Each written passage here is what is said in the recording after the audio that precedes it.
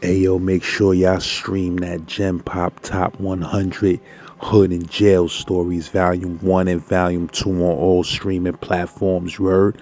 Whatever you listen to music on, make sure you type in St. LAZ and them jail and hood stories is gonna pop up. Volume 3 is on its way. Volume 3 and 4 is on its way. You heard?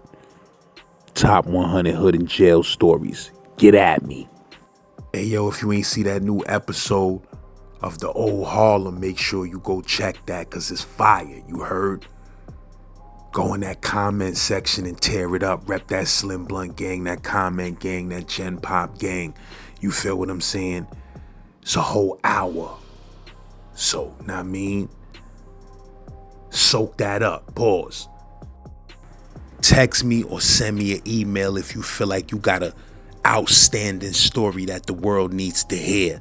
You heard? Z-Lord. Shout out to the bro Big Dice. You heard, one of the greatest storytellers on the channel. I mean, we ain't had no real serious Big Dice movie in a minute on here. You heard? I'm hyped. Shout out to the whole Utica Ave. Shout out to Crown Heights. Shout out to the whole BK. You heard?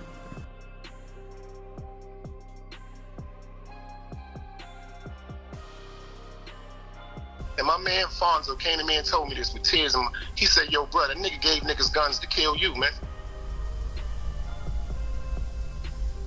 I said, what? He said, yo, man, everybody you don't like got a gun and they waiting.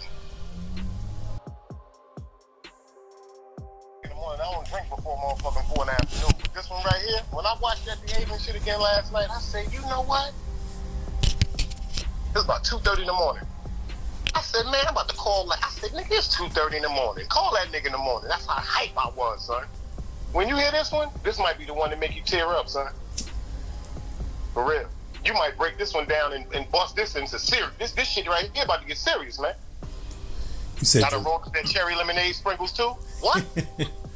you said this about to get different. you said your man tried to set you up. Tried to line me the fuck up, boy.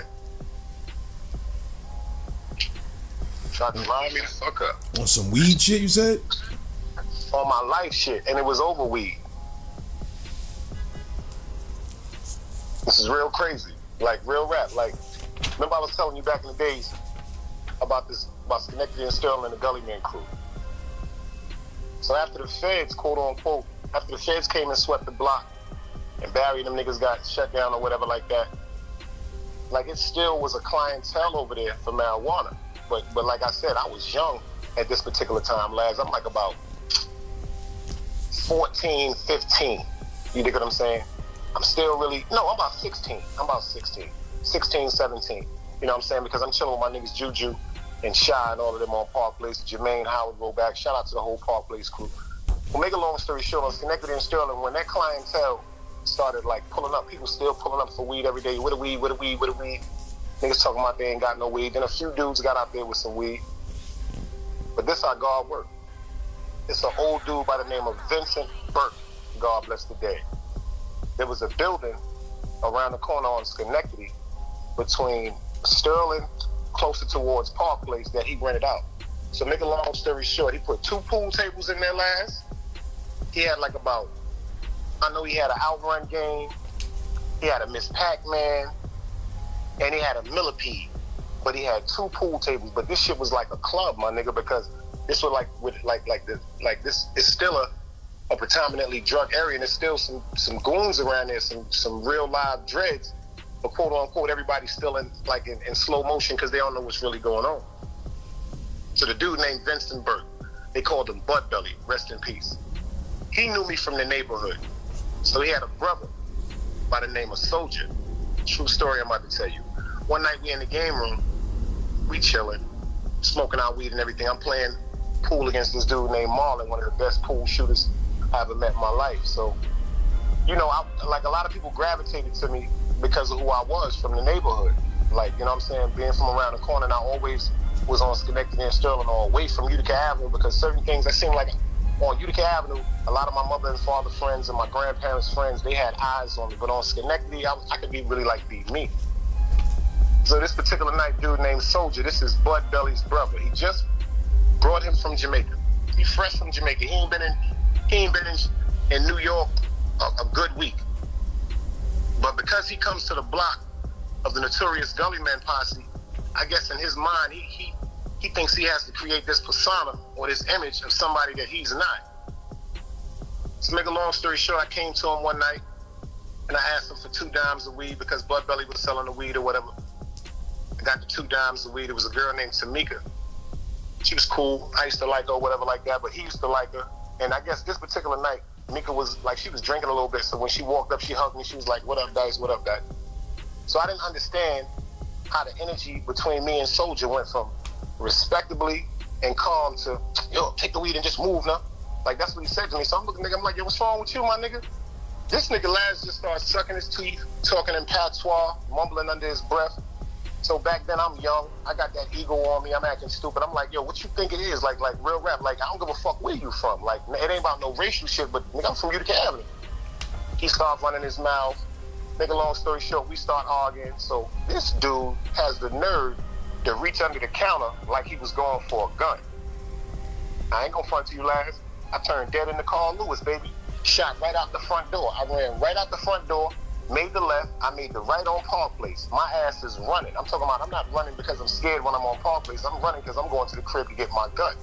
I ran straight down Park Place. I made the left on Utica, ran up in my crib. I ran up in my crib. Back in the days, my mother used to work for Saks, like I let people know. So she had a lot of bags, like a big Saks Fifth Avenue bags, Bloomingdale bags, Macy's bags. She used to like to collect bags. And at this particular time, I had a tech. I grabbed the tech, put the shit in a Saks Fifth Avenue bag, came downstairs, went across the street to my man Copper crib, God bless the dead, Howard Miller, whistled to the window. He came downstairs, he said, "What's wrong?" I said, "Yo, these niggas on Schenectady and Sterling just tried to play me, my nigga, and I'm gonna tear one of these niggas' asses up." He said, "Yo, hold on, let me get my gun." I never forget this. He had a 22 Ruger that held like about 11 shots. He went and got his gun. My man Chris from in the same building, he came downstairs with a 38. My man named Jinx from Prospect and Utica, he had a burst of 380. We all go around the corner. So now when I'm walking up on Schenectady, when I come to the game room, I got a bag in my hand. So niggas don't understand. I got a bag in my hand, but they looking at me like I'm crazy. Yo, let me tell you something, Laz. When I walked in the front of that game room and dropped that bag and backed that tech out, the same so-called super thug nigga Soldier that was running his mouth, that nigga literally, they had an inside door that connected to the apartments. That nigga ran to the door. Now I'm inside of the, now this is the crazy part. I'm inside the game room. Everybody see the gun. Now my peoples in them know me, but they still in an awe, like, cause they don't know what I'm about to do. And I'm gonna keep it funky. That shit had me so motherfucking hyped. I started bugging the fuck out. I'm like, yo, I clocked everything in this motherfucker. I wasn't gonna shoot sperm in a motherfucking strip club, Laz. I was just talking, running my motherfucking mouth. But it seemed like it was the right thing to do at that particular time. I'm gonna keep it funky. That's like fronting 101. Make a long story short, he runs up in the building. Ironically, at this particular time, the guy Vincent Burt Bloodbelly I'm telling you about, he comes in the game room. He said, "My you, let me talk to you." So I'm like, "Yo, check this out, Dread. I don't really got nothing to say to you neither." Not knowing that this is his brother. So now I don't want to say nothing to him. The dude then ran in the building. My man Copper comes to the door. He was like, "Yo, let's go. Somebody gonna call the police." So we wind up leaving. So what I do, my dumb ass come back to Schenectady and Sterling the next morning. Fuck that. Ironically, Bird is outside opening the game room, so he calls me across the street. He said, "Can I talk to you?" So you know what I'm saying? He said, "Come burn a spliff with me." So once he said burn a spliff with me, that automatically lured me over to the game room. So me and him talking. He said, "Yo, that guy that you was arguing with yesterday, that's my brother. You know, I just caught him, brought him up here from Jamaica." He said, "I want you to do me a favor and leave that alone," because he didn't really know what he was doing. And I spoke to the people around here, and I seen you around here. I know who you are. Make a long story short, I respected it. Me and Soldier became the closest of friends, because the real Soldier comes out now. Like when he seen his life flash before his eyes, all that shit, yo, wow, all that shit disappeared. So now when he's introduced to me by his brother, he's the most humble dude in the world. He was like, "Yo, I apologize for the way it went out." He said, "It's exactly what the man said to me, and I had to respect it." He said, "I just thought since I came to America, I had to earn my stripes, and I came across the wrong way. Been friends ever since." So now, make a long story short, the nigga Bird said, "Yo, I got a little proposition for you." I'm like, "What you talking about?" I gave me his number. I never forget this. I called his number. He said, "I want you to come to my house." He was living on let me get it right.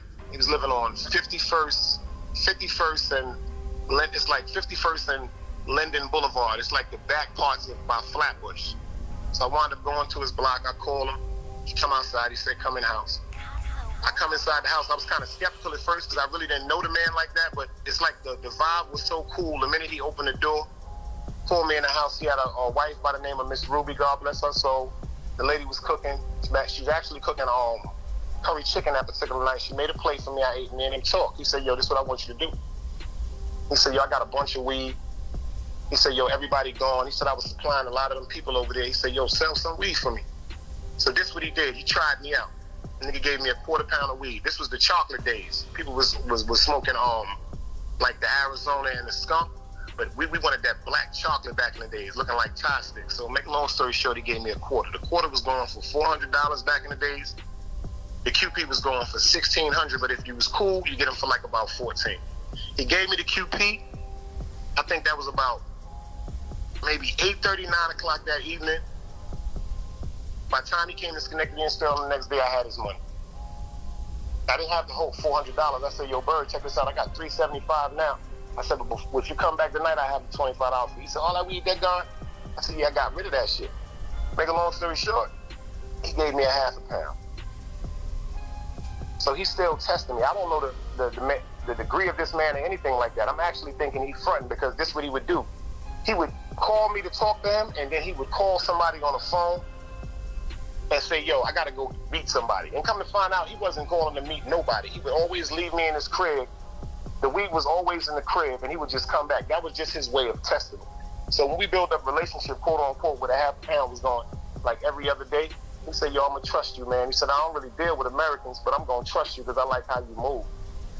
Started hitting me with 5, started hitting me with 10. And that's when I came out with the ideas of Cocoa Puffs because the weed was so chocolate. It was looking like Cocoa Puffs, and I had a pit bull by the name of Coco. Anybody know me from back in the days on Schenectady and Sterling? I tell you, I had a red-nosed pit bull. It was nothing to play with. And I went to it was a store on Utica in Montgomery that used to print cards and stuff like that. See, my mind was so advanced, bro. I went down there and I ordered 100 cards. I paid $55 for 100 cards. And what the card said was a saying that I got from my grandmother. It said, "Love yourself." And in the bottom it says, "Because if you don't, who else will?" I had my cell phone number and I had my beeper number. And I had it as a wholesale candy distribution card. So make a long story short, I'm walking around in the hood giving out anybody that know me anytime that when they watch this, when you let it go, they're going to tell you. All the niggas in Brooklyn, from Schenectady and Sterling, from Albany Project, from Kingsborough, they'll tell you Dice was giving out cards. And when I gave them 100 cards out last, all jokes aside, at this particular time, I was selling little ounces and all that, but my mainstream was nickels and dimes. And when I tell you, that shit started a wave. Anybody that knows the era of me from especially the 90s on Schenectady and Sterling, from like 96 to damn near 2000 when I opened the juice bar, I had literally the most exclusive foreign cars and the most respected and world-known gangsters from Brooklyn pulling up to buy bud. So now, it's a dude on the block, quote unquote, named Wilbert Reed. You know what I'm saying? I always liked the dude. They used to tease him because, like, they thought he was weird because of the way he dressed. He didn't really, like, dress up to the part. It's the Guess jean era. But he wasn't really wearing the Guess jeans. He might rock a Guess shirt and then a good pair of motherfucking Old Navy pants, because Old Navy came out back then. It was a little more affordable for his mother named Miss Reed, God bless her soul. Make a long story short, me and him start chilling. Like this is what I call one of my friends. Like I said, now I'm around 18, almost 19. I'm calling this like one of my real friends. Like I'm at his house, but I can't come in his house. I'm gonna tell you the story. I can't come in his house because at this particular time I could only smoke in the hallway because his moms had heard stories about me in the street. Mind you, yet I had to respect that because she heard certain stories about me. But the sad part about the world is, Laz, people will judge you about a story they heard, but they never ever ask what made the story occur. Like my grandfather always told me, he said, "Yo, you could have a whole room full of dynamite. It will not go off until it's ignited." People don't really want to hear the story about the ignition that leads to aggression. So make a long story short, we chilling. But my mom's accepted him and he's always in my house. You dig what I'm saying? So now on the block, all the dudes that was trying to disrespect him and treat him a certain way, they looking at him different. because I'm telling them like, yo, this is my brother. Like, this ain't my man, this is my brother. That's why when me and you was talking earlier about the situation with the Haven interview, I'm gonna give you your flowers for now. It kind of hit me differently because I went through this situation. So like I said, me and Will, we chilling. I mean, we so motherfucking tight. Like, if you ask where Will at, I'll pop up. Or you ask where Dice at, I'll pop up. You know what I'm saying? That's how tight me and him was. So now we got the whole block. I got the weed. He ain't got to sell no motherfucking bud. Shout out to my man Black Understanding and my man Black Matt. They had a little thing going on in Union Square Park back in the days with the crack and all that. So I guess Will felt as though he wasn't like an important piece on the board because he wasn't contributing in as far as financially. But if he only understood at that particular time the loyalty that he displayed to me and just the admiration and the attentiveness he showed to me, wanting to learn how to be like correct, that was like one of the most honorable things I ever been through. And I used to always tease him. I say, yo, in the alphabet there's a small G and there's also a large G. Right now you a small G, but if you keep fucking with me, you're gonna be a capital G. And we used to always laugh about that. So cool. Now he's chilling. He tell me one day he's popping up on me. I'm noticing he hanging out with my man Black and them. Now he's coming around with the Guess jeans and the Guess jackets. And I'm like, damn, my nigga, like, what you doing? He was like, yo, I'll be in 14th Street. I be getting my money with my crack. I said, my nigga, you ain't got to be up there, my dude. Like, what is wrong with you? He's like, nah, I'm tired of niggas always having to buy me this and buy me that. And I be feeling like certain funny. I said, bro, you should have came and talked to me about that. Make a long story short, he overlooked everything I said to him. He continued to go to 14th Street Union Square and try to get his little bread, and he got jammed up in a suite. Like, this is Washington Square Park. So it was like so many people up there selling drugs and so much activity. And at that particular time, he had to be about 15, 16. He stood out. Now, if he'd have been older, like us now in Washington Square Park, he might have been able to blend in a little better. But number one, he wasn't from Manhattan. He was from Brooklyn. So that's another thing he's going to stick out like a sore thumb. So his attitude was a little more aggressive as far as running people down, trying to make sales, and that's how he got caught. He did his little bid. I think he did like about 9 months, 10 months on the island. He came home. I seen a side to my man that a lot of people didn't see. Like, it's like the situation with Shawshank Redemption with Morgan Freeman. Like when like you said, when Andy came out that room, he didn't look the same. When my man came home from Rikers Island, his eyes was just different. You know what I'm saying? We never went into no conversations, but I just knew his eyes was different. So then I really cuffed him closer to me because now I see he really need me. So now, one night he's supposed to be going to the store to get a 64 ounce of Valentine Ale. Back in the days, they had these 64 ounces that came out. So he gets on my man Peanut bicycle. It's like a mountain bike. So he rides to the store. As he's coming back from the store, he was going to 227 Schenectady between St. John's and Sterling. So as he's coming back from the store, the 64 ounce bottle is in one hand and he's maneuvering the bike with one hand. So when he comes to make the right on on Sterling and Schenectady, it's like the bike folded, so it twisted too fast, so it actually fell over. So when he fell over, the 64 ounce bottle busted and cut his hand, and it split like the tip of his third finger, blood rushing, everything. I never forget it, because he got his hand hanging down. I'm like, yo, put your hand straight up for your blood and stop running down. He was like, I never know that. So now we walked him to St. Mary's Hospital. Now, when we walk to St. Mary's Hospital, it's a bunch of us out there. I ain't gonna scream their names out because they might take it a crazy way, but it's about 14, 15 of us that walk him to St. Mary's Hospital. Now, of course, when we walk to St. Mary's Hospital, it's like about maybe 6 or 7 blunts. So I'm inside with my man at the emergency room because, you gotta wait. St. Mary's Hospital was packed back then. So I'm coming outside, I'm smoking weed or whatever. So now, after all that weed is gone, LAZ, you see niggas just start, yo, I'm breaking out, man, I'm going home. It's getting late. Now I gotta go in the crib. XYZ, they had their reasons for leaving, they left. But me, I stood with my man till it was time for him to leave. So when he went to the emergency room, when he went to the back of, like to the pack where he went in the back, I had to wait for him. I actually fell asleep. So when he came out, it was like a little bit after 4 in the morning, because this is the summertime. They stitched his finger up. He was like, yo, son, come on. So I walked him from St. Mary's Hospital back to his doorstep, to his door. on Schenectady and Sterling. Now, mind you, yet when we went to the hospital that night, I was the only one that decided to call his mother and say, Miss Reed, we're at the hospital with Will. He cut his hand.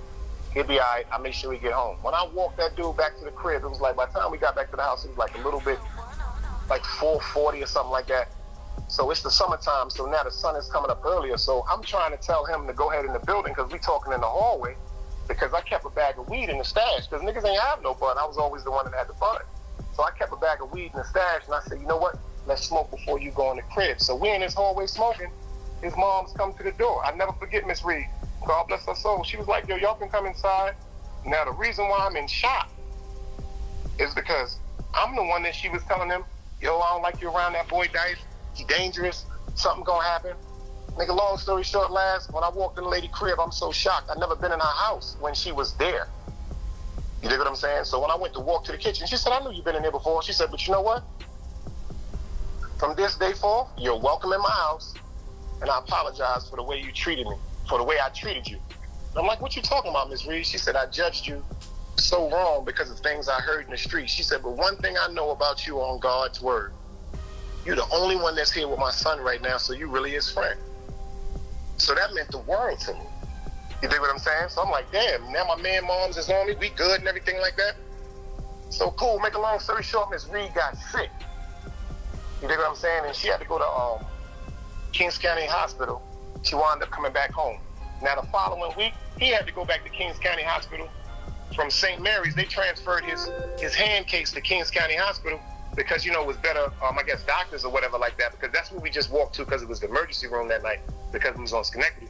So when he goes to Kings County, they set him up for a surgery, a corrective surgery on his finger. By some type of way, quote unquote, they messed up and cut off the top of his fourth finger. Like cut it completely off. Like the top of it by his nail, cut it off. So automatically, that's a lawsuit. So now, he like, yo, guys, I got a motherfucking lawsuit, but they telling me, quote unquote, I could have another lawsuit if I could sue the people where I fell at. The reason why he couldn't say he fell on Schenectady and Sterling, because if he'd have said he fell on the corner of Schenectady and Sterling, it might have been a problem to the landlord, because this is the building where him and his mother lived at. Back in the days, it used to be a liquor store warehouse. Up the block next to 227 is a liquor store on Schenectady. Right now on Schenectady and St. John's. Well, back in the days, that corner building was the warehouse, but now it's the actual Chinese restaurant. Yo, lads, if I'm dying, my mother get pushed out of heaven. We walked around Brooklyn literally for about an hour and a half, 2 hours. And when we was coming back up Utica and Atlantic, we happened to look across the street. It was a gas station on Utica Atlantic. It's a gas station there now, but the one I'm talking about, it was a real old piece of shit gas station where, like, you had to go up to the window. I said, yo, you see that right there? I showed him the actual hole on the ground, right? We went to the lawyer. He had the address for the lawyer. The lawyer told him he had to, quote unquote, get pictures. The lawyer and the investigative team came and met him, took him down to where he supposedly fell, took pictures. The lawyer says you have two lawsuits now. You have a lawsuit with the people at the gas station that fell, and you have a lawsuit with Kings County for malpractice. Now, the reason why it's taking so long to build up the calculations for this lawsuit is because the person that owned the property of the gas station at that particular time had lived somewhere in California. It was a widow E. It was a lady that was a bunch of money. So make a long story short, she settled out of court. And the lawyer told my man, he said, yo, do not take these settlements they're trying to give you right now. He said, if you give me 3 years, I'll make sure you have at least $4 million. But see, at that particular time, they was offering him $855,000. So you got to think about this. A dude that ain't used to really having a certain amount of money, they tell you we're going to give you a check for $855,000. What he did when he went to the lawyer's office, he just signed this John Hancock. And if you ain't listening to what I'm saying, I tell people this. Don't put that John Hancock on nothing, because that's your life.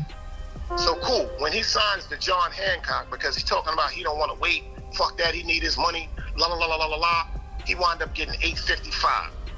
After the lawyer got their money, after the process of the court and everything got their money after he paid the taxes up front on the money. He wound up getting a little bit over $450,000. I never forget it. He was like, yo, son, we rich. So I'm like, we ain't rich, you rich. I never forget, we went to Paragon on 14th Street, and he bought me a pair of 1500 New Balance. This just was like about $250. He bought me a pair, bought him a pair. You dig what I'm saying? We come back to the block. So we chilling. So now everybody in the hood finds out that Will got this large sum of money. You dig? Now I'm selling my little bud and shit like that. Niggas is talking, the wolves is talking about they really ready to get at the bull. But what distracted that was, unfortunately, his mom's got sick again. Miss Reed winds up going to Kings County Hospital. I don't know what led to this demise, but I know on her last days, she didn't really remember everything. And I used to always be telling my man, I used to be like, yo, go see your moms, man. Go see your moms in the hospital. He was like, nah, she gonna be all right. She always in the hospital. She gonna be all right. She always in the hospital. She'll be home in a few days. And I just kept saying, for some reason, I just kept saying this to him like, yo, bro, go see your moms. To make a long story short, we get the phone call that night that his moms was getting a little ill. So he goes up to Kings County Hospital. And my man tells me when he walk in the room, his mother just acts like she doesn't even know him. Like she starts screaming, hollering, panicking, talking about people coming to kill her. So it kind of destroyed my man. He started crying. He walked out the hospital. He came straight to my crib. He told me the whole scenario that just went down. I said, don't worry about it, my dude. It'll be all right tomorrow. They're going to give her some medication, and she'll be all right. She'll be right back to yourself. My man, mom's died that night. He get the phone call the next morning. He called me. He was like, yo, what up, boy? You up? I said, nah, I'm up now. What's good, boy? I'm thinking it's going to be some funny conversation shit. He's like, when you get a chance, you know what I'm saying? At this time, I'm staying in Farragut. He's like, when you get a chance, come to Schenectady and Sterling. I'm like, why? He said, my mom's just died. I automatically jumped up. You dig what I'm saying? Got my clothes ready, jumped in the cab, went over there, talked to my man. You know, the same old. We drinking, we smoking, everybody in the block trying to console him, but it ain't really nothing to tell a man that just buried his moms. You dig what I'm saying? And I don't know that yet because I still have my moms, but I seen it in his face. Make a long story short, Miss Reed, you know what I'm saying, they buried her. And like I said, that's another time when I seen another piece of life in his eye just disappear. Like when he first came home, I saw it. When his mom's passed away, I saw it. Then he started like wanting to be around the in crowd, and that never was him. It was always me and him. That was my little bro. If I told him no, it was no. If I told him yay, it was yay. You dig what I'm saying? The relationship was so precious in my behalf. You dig what I'm saying? I would have never went against him, and I would have never thought that he'd have went against me. But since he's starting to run with the in crowd now, and he's getting around certain people, they starting to notice that they can influence him now, because now he's drinking with niggas that he never drank with. He's smoking with niggas that he never smoked with. Now the dudes that he around, they worry about that bad. And you know, I'm in the street doing my thing. I got the weed popping, you know what I'm saying? Make a long story short, out of all that money, Laz, how much you think he gave me? Even though I didn't want a dime, because he always said, yo, we rich. I'm about to hit you off, boy, don't even worry about it. La, la, la, la, la, la. How much money you think he gave me, Laz? How much? He gave me $5,000. I've been there, my nigga. Trust me, I've had dudes Laz, promise me the he world. He didn't give me $50,000. He gave me $5,000, Laz. Mm-hmm. When he give me the $5,000, a part of me is heartbroken. But then being a nigga that I am, I'm so glad that the nigga gave me $5,000. I don't give a fuck. I'm going to the plug. I'm taking the whole 5 to the plug. That was my mentality. Make a long story short, I go straight to Bird. I'm like, yo, Bird, I got XYZ. He said, you got what? When I spent that first $5,000 with Vincent Bird, from then on, he said, from now on, you don't spend no money. I'm just going to call you and tell you when to come get it. And he was giving me 20, 30 at a time. So now, I'm moving. I opened a juice bar on Utica Avenue between Park and Sterling. Me and my man Kev, shout out to Kev Rock. We opened a juice bar. Now when I tell you, Laz, this shit is jumping. We done went to school. We done learned how to quote unquote make these juices. We selling Tiger Bomb. Yo, we selling 50s of haze. We selling 50s of haze. We selling 50s of chocolate. We not selling dimes. We not selling ounces. We not selling 20s. If you don't spend $50, there's no need to come in the store. But this was the thing. When you came in the store, you had to purchase something. Like you just couldn't walk up talking about you want some motherfucking bun. We had fresh carrot cake in there. We had pound cake. And we made fruit juices. So you had to purchase something. So now that the game, now that the juice bar is jumping and all that, now niggas in the hood really starting to see a nigga playing. You know, the vehicles is coming out. I'm moving more militant. I'm moving more discreetly. Then Will says to me one day, yo, I'm about to give these niggas on the block some bread and shit. I'm like, you about to give niggas on the block some bread for what? He was like, nah, because quote unquote, you know what I'm saying? I did know these niggas from when I was a kid. And like I looked out for you, I'm gonna look out for them. So me, I'm enraged and I'm furious. But I gotta respect my man's decision, even though I see something dangerous coming. But what I'm telling myself is, yo, this nigga's trying to play himself.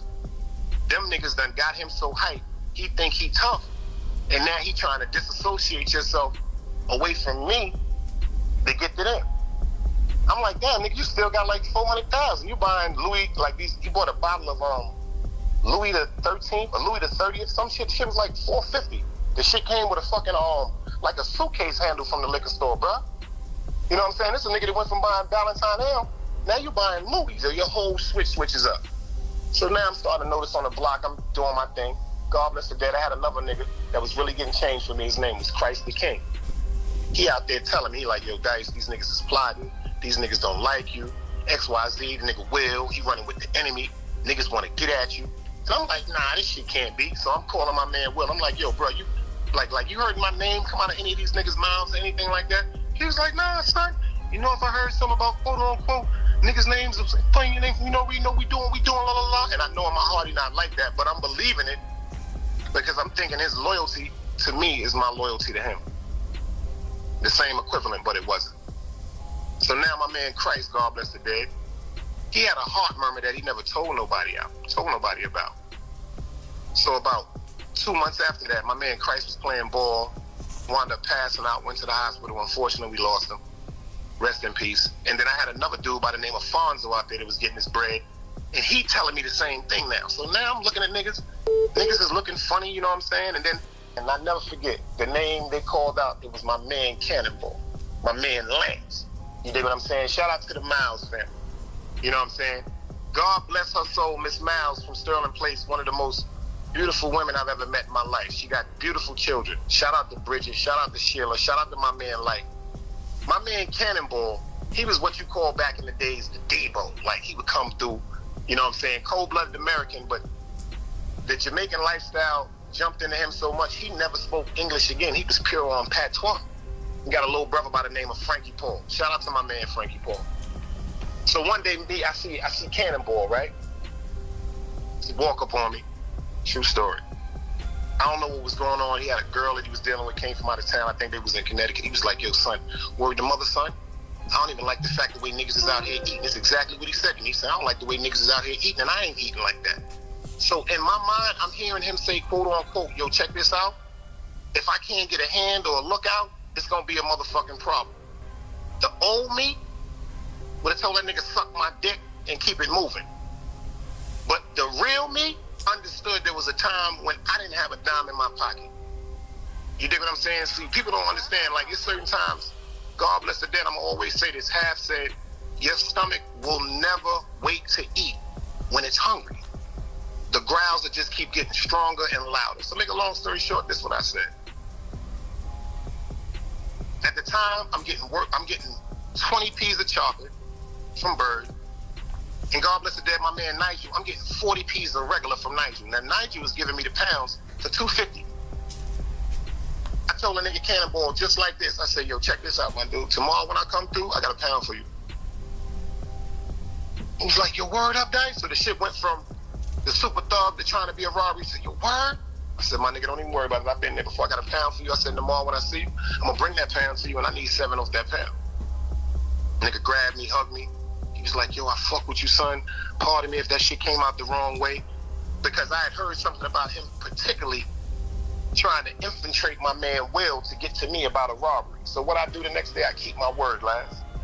And the reason why I kept my word, my man, I ain't even gonna scream his name out, but make a long story short, my day one from Park Place, when I told him about the situation, this is exact words. When my mother get pushed out of heaven, man, let me go shoot that nigga in his face right now. I said, nah. And the reason why I said that is, Because even though he had a spirit on him that was so evil that I felt as though it was disrespectful for even approaching me like that, the love I had for his mother and his aunt and his cousins was deeper than that. So what I do, I come to Schenectady the next day. Yo, Cannon, he on the block, you know, he got that tough guy look in his face, you know, he got to put that persona on, he got his girl with him. He walk over, I give him a paper bag. He like, yo, what's this? I said, that's that plate, nigga. He said, yo, you really brought that shit for me, my nigga? And when he watched this story, if he hear this story, he can attest to everything I said. I gave him a plate and I gave him $100 cash. I said, yo, because if you needed that, you need that. Go to St. John's Utica and get you some bags and everything. Get you something to eat, my nigga. You looking real crazy. And walked off.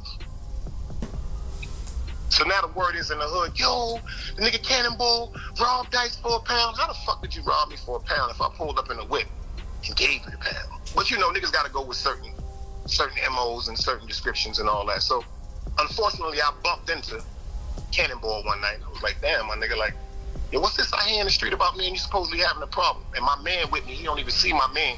We right there. I'm talking about, this was folded up night because I wanted to understand if he was gonna have the same energy that he has allegedly away from me. And one thing I ain't gonna never do. My grandmother always told me that if you don't learn how to show mercy, nobody ain't gonna never show mercy on you. If I walk up on you and ask you, quote unquote, how we shaking, and you give me that energy like we about to get into that Mexican tango, we gonna rock and roll. But if you humble yourself and be like, yo, pardon me, I was going through something, yo, I ain't even mean it like that. Me respectfully being the person I am, I'm gonna respect that and honor that because it's times when I get out of character, it's times I've got out of character, and it's times I've said some of the most disrespectful things and I really didn't mean it. I was just controlled by my emotions. So back to Will. Will come to me one day, he was like, yo, son, I heard you fuck with the nigga Cannonball. I said, I don't fuck with the nigga Cannonball, I get a nigga a plate. He was like, yo, you know nigga ain't gonna pay you that bread. I said, I know. He said, why you gave it to him? I said, because that plate was to keep him away from me. Because now if he comes around me after I gave him an ample opportunity to get on his feet, because we all start out the same way, LAZ, butt naked and covered in blood. Once I give you an ample opportunity to become a boss or do whatever you got to do to maintain, and you go against that, and you come to me again, this means you want to die.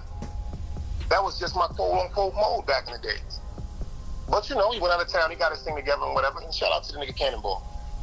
So now I'm starting to notice that Will, when I'm calling him, my mother got him his cell phone. Back in the days, before cell phones came out, there was a Radio Shack in Kings Plaza. And because of my mom's credit, we got two cell phones. We got there was two Sprint Radio Shack phones that you had to fold up, one for me and one for Will. Nights and weekends free, $69.99 a month. Nights and weekends free, $69.99 a month, and we was only getting 500 minutes. If people remember how the plans was back in the days. My mother got this nigga his cell phone, bro. So then he was living, after his mom's passed away, my man Mac, shout out to Mac, moved in with him. Mac started doing his thing. A couple of dudes tried to come at Mac with some slick shit. Mac came to me and told me how my name came up again. And this is the part that broke my heart. Will hated me so much at that particular time, or was so envious at that particular time of the love I was getting. It wasn't even, the money was coming, but the love was more pure to me. Like, for real, LAZ, I was getting so much money, that shit didn't mean nothing to me. But the love I used to get, like to really walk through the block and see my man moms or my man sister, yo, Dice, I'm fucked up. Let me hold $5 to pull out a dub and be like, yo, I love you, doodlehead. Walk away. Like certain things I felt as though was honorable. I just would never trade that for the world. You dig what I'm saying? Make a long story short, Will started feeding dudes on the block. He started putting work on the block. The block that I brought back to life after everybody decided it wouldn't happen. I took a block that was doing what? $100 a day and weed to about maybe $8,000, $9,000 a day, nickels and dimes. So everybody that he knew I didn't feel with or have a respect for, he decided to give work to. Found out about that, it broke my heart. And you know, my day ones, I'm talking about my day ones from Utica Avenue, y'all know who y'all are. They was in my ear like, yo, what's up with them niggas on Schenectady? I'm hearing some funny shit in the hood, my nigga. And my response to everybody that came to me like that was, if it was something funny, I'd have been told you about it. And that's how that conversation ended. When people spoke like men, we honored each other's words, because if it was ever a problem with me, I ain't never called nobody for no help. You dig? But if I ever was to call niggas for help, I know what it's gonna lead to. Somebody gonna die. You dig what I'm saying? Like somebody's family is gonna be missing their children. Somebody gonna go to jail, and that ain't really my thing, lads. Like real rap. Sometimes if you could walk away from a snake, let a snake go the other way, man. Sooner or later it's gonna get ran over by a car. You ain't got to chase that motherfucker. But with Will, he turned into Nino Brown or some shit like that. And then he went and bought about maybe 8 or 9 guns. I'm talking about assault rifle, a couple of handguns, and passed them shits out on the block. And my man Fonzo came to me and told me this with tears. And he said, yo, bro, that nigga gave niggas guns to kill you, man. I said, what? He said, yo, man, everybody you don't like got a gun and they waiting. So, you know, I come to the block. My man PJ, he out there, God bless the dead, Prentice Jones. He was like, what's going on out here, man? I said, I'm hearing some real funny shit. I'm hearing some real funny shit, too. And people fail to realize, Prentice Jones, anybody know Prentice Jones from Utica Avenue? He ran with niggas like Squint, Ham Johnny, Country James. When this man came home from jail, lads, like I said, if I'm dying, I'm flying. This man walked up to me, said, I'm going to keep it funky with you. I heard about you in the mountains. I heard you got the area locked down. He said, I don't know how to do nothing but kill. And he was with me ever since that day. So since he on the block, and I'm on the block, they know when PJ is around. I'm talking about this dude is Danny Ainge. I'm talking about this dude is, like, you know, Jalen Rose, Reggie Miller, if you understand what I'm saying. These niggas are shooting. But the same called dudes that wanted to run their mouth and say my name, what up, baby? Nah, it ain't nothing like that. It ain't nothing like that. So then them evil thoughts started getting on me, lads. Like, I started thinking about the times when my man didn't have no money in his pocket, and I made sure he ate. I'm thinking about the times when he telling me about he just feeling like he wanted to end his life because it seemed like nothing was going wrong for him. And I'm telling him, I said, nah, my dude, get back into your art, because I taught this dude graffiti. Like, I taught him how to outline, how to bubble. I said, get back into your art. And he started drawing and everything like that. But when he got that money, he just turned into something else. Then he had a child. Then he had a baby mother. Then he's smoking weed all day. Then he's drinking all day. And I just thought about it. I said, damn, my nigga, like, I just called him one day and I said, yo, bro, what did I ever do to you? Like, that made me hate you, like made you hate me. Like, if I did something to you, bro, just tell me right now so I can apologize, because I love you. Like, I literally told the nigga, I said, bro, I love you so much. I would never want no friction to come between me and you, and I never want to live a day not knowing that me and you ain't friends. He said, bro, stop listening to these niggas in the street, bro. You my man. I would never, ever let nothing happen to you. And then 2 days later, I told myself I was going to kill him. And then I really had him one night. This how stupid and this how wicked the devil is. Like, the devil will tear your mind up. Like, anytime you doing good and something go wrong, the devil right there.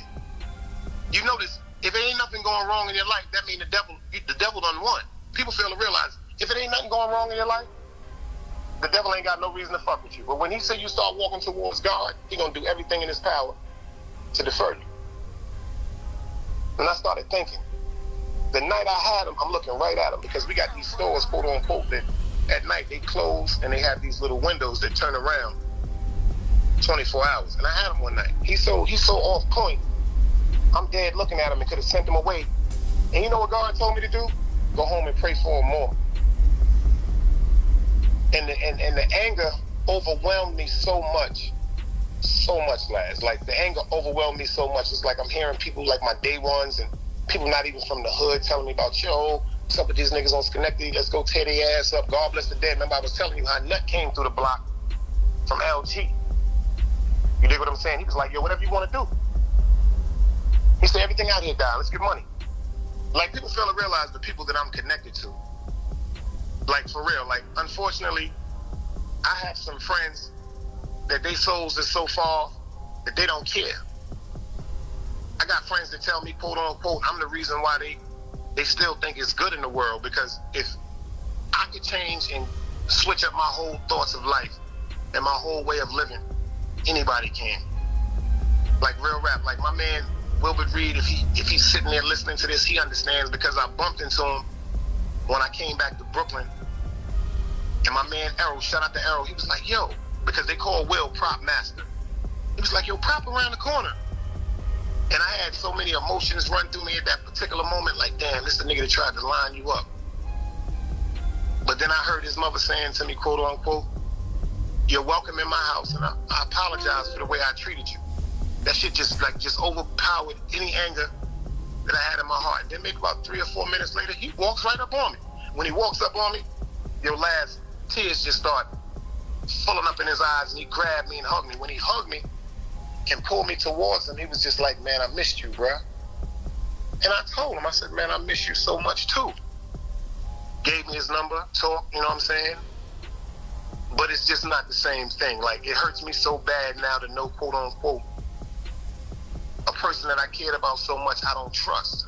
I don't, and it's on both sides. It's a double sword. It's not that I don't trust, quote unquote, if he'll ever try to do that to me again, or he'll ever stop valuing the fact that we spoke again.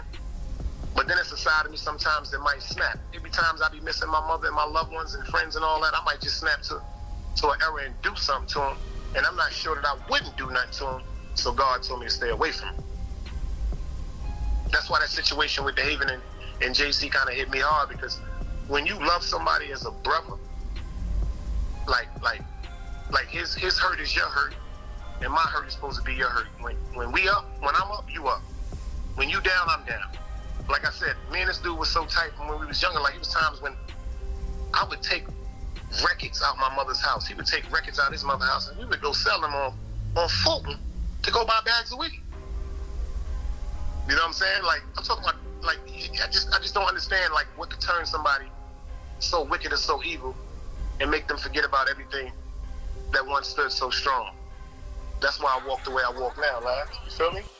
There wasn't never no women in between y'all or nothing like that? And you want to hear something funny? I wish it was. And it wasn't. It was only one particular situation where I never tried to talk to nobody that he liked it. He never tried to talk to nobody I liked it. Nobody he was with was attracted to me. Nobody I was with was attracted to him. But when he met his baby mother, I feel so bad, because when she came to Schenectady and Sterling, she came with friends like Monica. She came with a group of good people, so we presumed her to be a good person. Not saying that she's a bad person. She was just a little more prone to the street than my man was. And she took advantage of that to the fullest. Like, she manipulated that whole situation. I don't blame it on her, because it's things that I feel as though my man should have stood tall about. But who am I to talk to a man about somebody he in love with?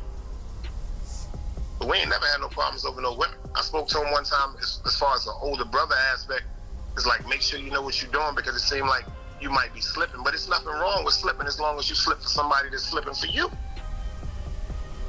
It just seems like my thing is, it's like a little jewel. I always tell a nigga, if you really know who your woman is, if she smokes marijuana, this is some real G shit I'm about to tell you. If she smokes marijuana and will take a split from your man, don't fuck with her. And that's a fact.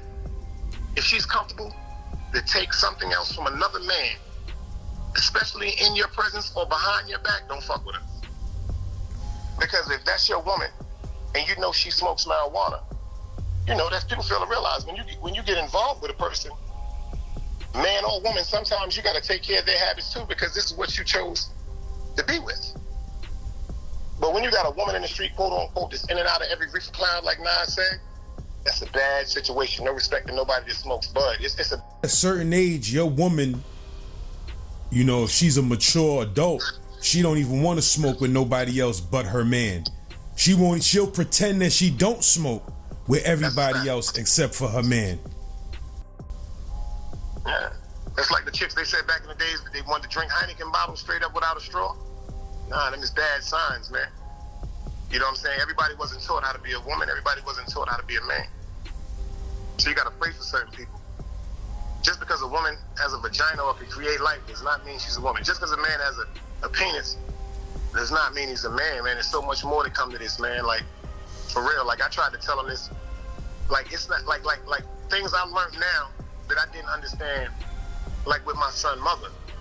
When I got with my son's mother, there was certain things that was going on in her life that happened way before I even got in her life that I ignored because I didn't understand the effect of trauma and what it could do to a person at that young age. I met my son's mother when I was, 18, 17 years old, some shit like that.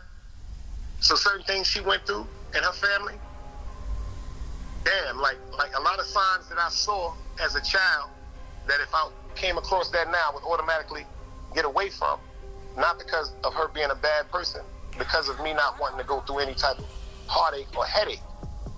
You dig? Because what's instilled in someone from a child is how they're going to act when they're an adult. Simple and plain. It's going to be polished up, simple and plain.